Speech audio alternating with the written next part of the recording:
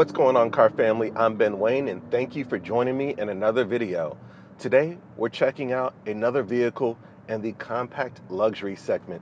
This is the Infiniti QX50, and to give you a point of reference, it's going against the likes of vehicles such as the Mercedes-Benz GLC and the BMW X3. So this one is done in a gorgeous silver paintwork, features a nice red and black two-tone leather interior. And today we're going to go over some of the features, talk about how it rides, how it handles, and see if this is a luxury compact SUV that you might find yourself interested in. So right off the bat, when you think Infiniti, the first thing that comes to my mind personally is the curvaceous, bubbly shapes that Infiniti is known for putting out. Now, we all know Nissan is their parent company, so you'll see a lot in common with a vehicle such as like the Nissan Rogue or something within the same size bracket, right? So starting out at the exterior, the first thing you'll notice is the curvaceous hood, right? It looks really nice and refined and elegant, but it's so smooth to the touch, and the design aesthetic just makes you want to put your hands on it and just feel the waves in the car's bodywork. I really love that about Infiniti products. Their design language always stands out to me. Now, starting at the front, of course, we have all LED everything, LED headlamps, LED fog lamps. You'll also notice that you do have some functional vents on the lower portion of the front fascia. That's going to go towards your brake cooling as well. Now, coming towards the grille, right? So, of course, you get Infiniti badging, and then a gorgeous grille that has chrome accents that help just give it some sort of presence and uniqueness when compared to the vast sea of luxury compact SUVs on the market. Now, underneath its curvaceous hood, what we have is a 2-liter, 4-cylinder power plant that's giving us 268 horsepower and 280 pound-feet of torque.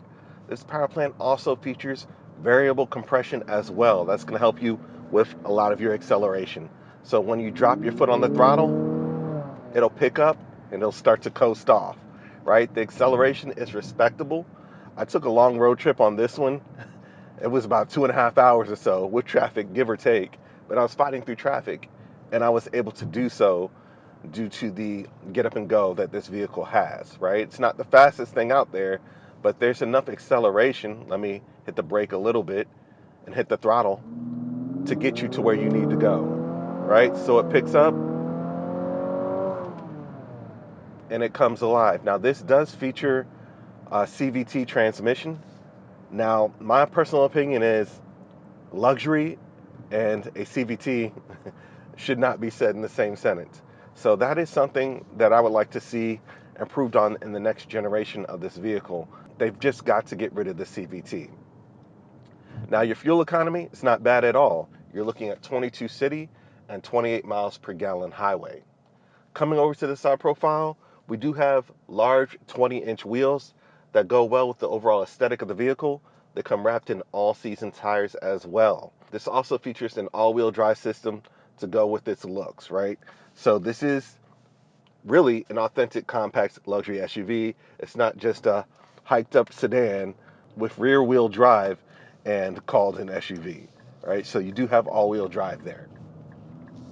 Coming to the rear, of course, we have LED tail lamps. I really like the design that they've incorporated there.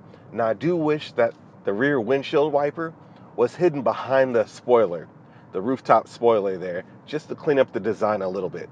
Of course, the spoiler adds some character towards the rear of the vehicle. Again, this isn't the fastest thing, but it does add towards the vehicle's overall aesthetic.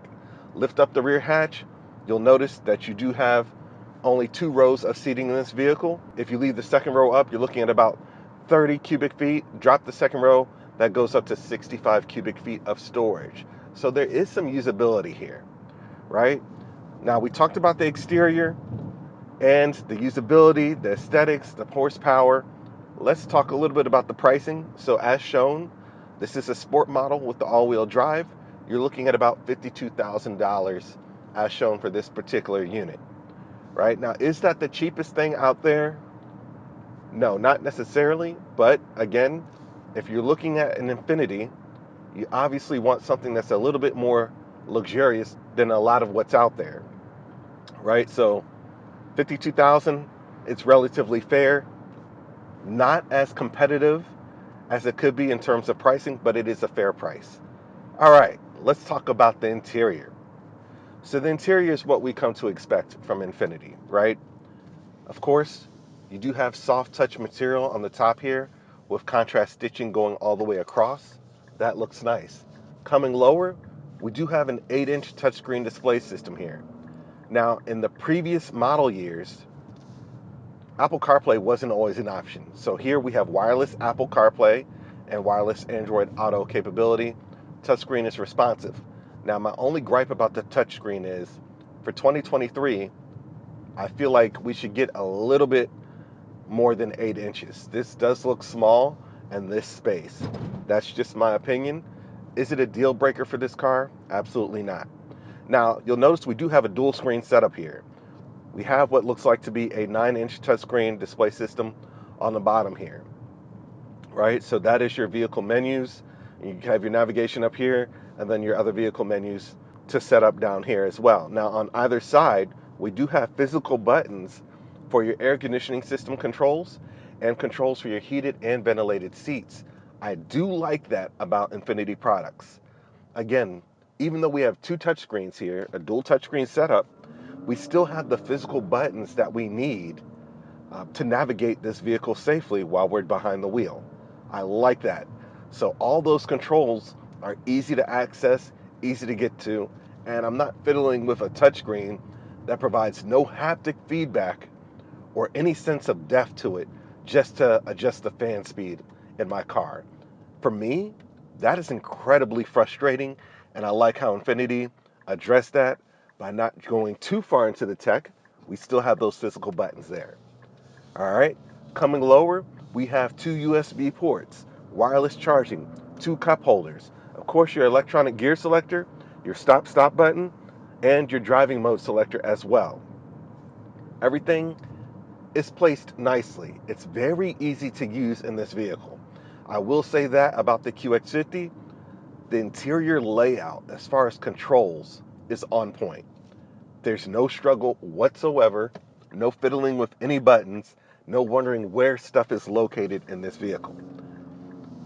The steering wheel feels good in my hands. It's also heated, wrapped in black leather, contrast stitching. Behind the steering wheel, two analog gauges and a small screen in the center. I would like to see them go a full TFT display screen behind the steering wheel. That is what some of their competitors are doing. So it's only fair to call that out. The seats, in my opinion, they're fairly comfortable. I drove this car, like I said, again for about 2.5 hours, and I didn't notice any fatigue. There wasn't any urge for me to get out the car and do a stretch. So these seats are really comfortable. They did get the seats down right. Again, 3 levels of heating and cooling. Coming over to the door panels. Again, covered in that soft touch material, contrast stitching, and then you have this like carbon fiber-esque trim going throughout here. It's not real carbon fiber, but it does the job, right? Silver accents along with silver grills for your Bose speaker system. Your door handles are silver as well, controls for all 4 windows, and storage on the bottom of the door. So while the doors are done in all black, there's enough silver to bring them to life so it doesn't look bland. I really like that about this vehicle. Again, so black on the doors, silver accents, black and red on the seats. You got a duotone theme going on here. And on top of that, you do have a moonroof, a nice sized moonroof in this vehicle, bringing in tons of natural light into the cabin. Rear seating for that second row, you're getting USB ports and air conditioning vents as well. It is fairly comfortable back there, and I also noted that you were getting tons of headroom in this vehicle, right? So the interior space is pretty good. This is one of the largest compact luxury SUVs in the segment.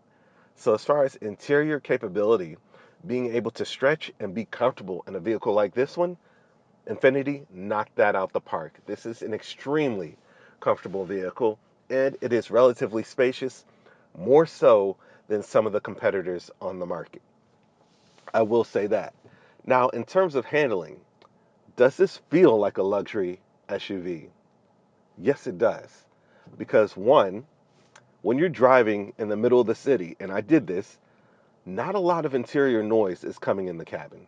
I will say that. And for me, if a vehicle is deemed as luxury, that's one of the first things I look out for.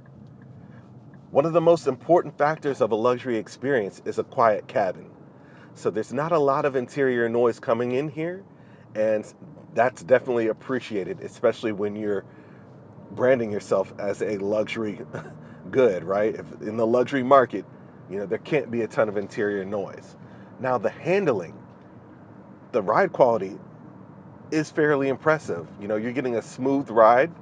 There isn't a ton of body roll. This feels extremely sporty at the same time, right? There is some side bolstering on the seats here, and it does keep you planted in the center, so you're not sliding around everywhere while, doing a little bit of spirited driving in this vehicle. Again, it's not the fastest thing, but it's noted that the seats are firm yet plush, and the ride quality, again, is firm but smooth as well. So between a quiet environment, which is what you want after a long day of working and commuting home, if you're not working remote, and then a soft ride, those are two major factors, two major components of a luxury vehicle. And of course, an interior that feels luxurious, right? The leather is doing the job in this vehicle.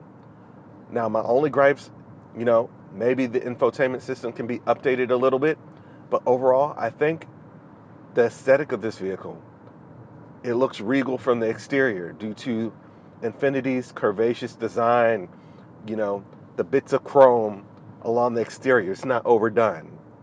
So it looks nice. And then, of course, that design language transfers nicely into the vehicle's interior. All right. So with an MSRP of $52,000, let me know what you guys think about this vehicle. Is this something that you would consider in the fiercely competitive market of compact luxury SUVs? Let me know in the comments section what you guys think about this one. Please be sure to like, share, and subscribe to my YouTube channel. And until next time, I'm Ben Wayne, the automotive reviewer that YouTube deserves. I'll catch you guys in the next one.